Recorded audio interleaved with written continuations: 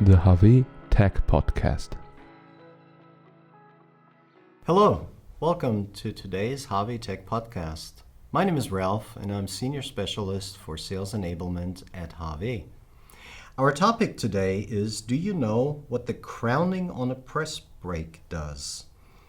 I don't. As you can tell, I even have problems pronouncing it, so I invited my colleague Martin, who is Key Market Manager. And Martin, hopefully you can tell us a little bit about this topic, and hopefully I'll get over my twisted tongue here as we do this podcast.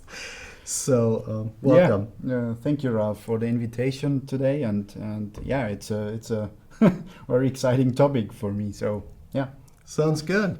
Now, Martin, I do know what a press brake is. We've already talked about this, about typical bending cycles, the pre-fill valves, and much more in relation to press brakes.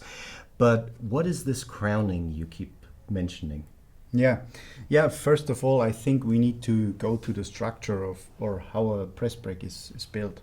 So we have the upper beam, which is moving towards the lower beam.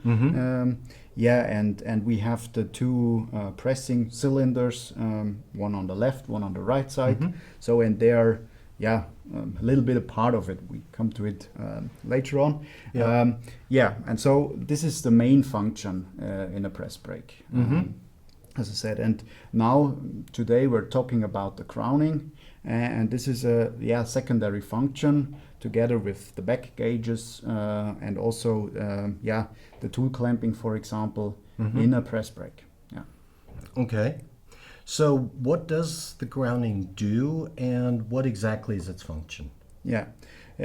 Specifically, it's the compensation of the deformation of the upper beam. So in short, now let's go a little bit into the deep. Please.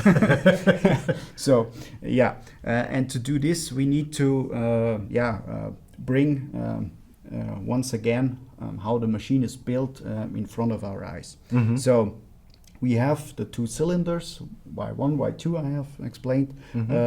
On smaller press brakes, between 1 and 2 meters apart from each other. On the left and the right? On the left and the right, okay. Exactly. And and on longer machines, you have even 3, 4, 6 meters, for example. Wow. What they are apart from each other. Considerable distance. Yeah, exactly.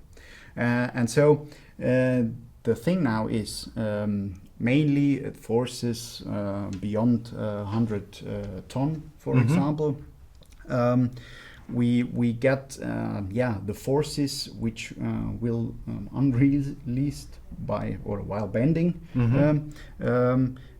This generates a deformation of the upper and lower beam. Exactly. So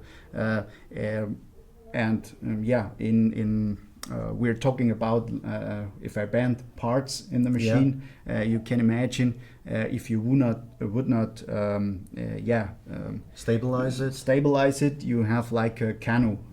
You get a part which looks like a canoe. So, and to avoid this, to get an exact angle over the complete bending length, we need this crowning function in a press brake. Okay, that makes it a little bit clearer. So if I want to bend a 90-degree angle on a long bending sheet that covers the entire length of my machine, it can result in unequal angles over the length of this component, depending on the force required. So what exactly does the crowning do to prevent this? Now you need to know the crowning bends from the lower from the bottom. Yeah, okay. Exactly. And so the most length or the longer distance, the main length is in the middle, and coming to the outside, it's declining. So it's a counter force to the upper pressure. Exactly. Okay. Exactly. And to go into that, you need to know the CNC for example, when we go to how it works, the CNC calculates this distance you need for the compensation. Okay. And in a hydraulic crowning, you have a proportional pressure reducing valve in there, and this is our part inside the press brake exactly. And the CNC controls creates the set value, sends it to the valve, and the valve is regulating the pressure to the crowning cylinders in the machine, which are located in the lower beam, as I said, to get a counter force, as you said. I can visualize it. Yeah. Now, you mentioned the hydraulic crowning, and you've talked about its function. Are there any other solutions for this crowning function?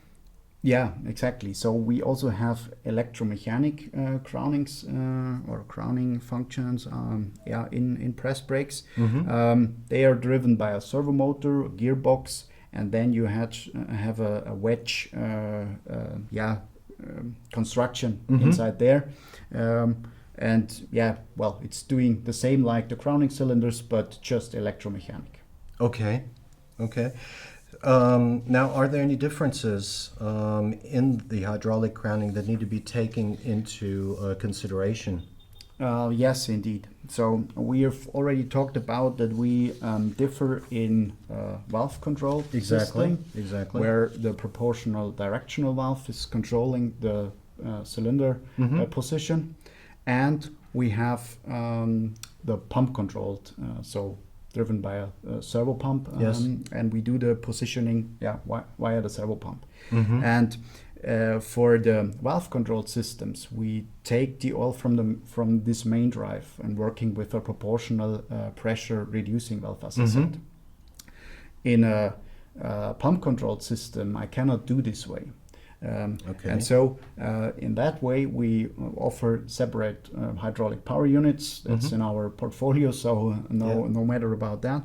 And this is what you need to be aware about it.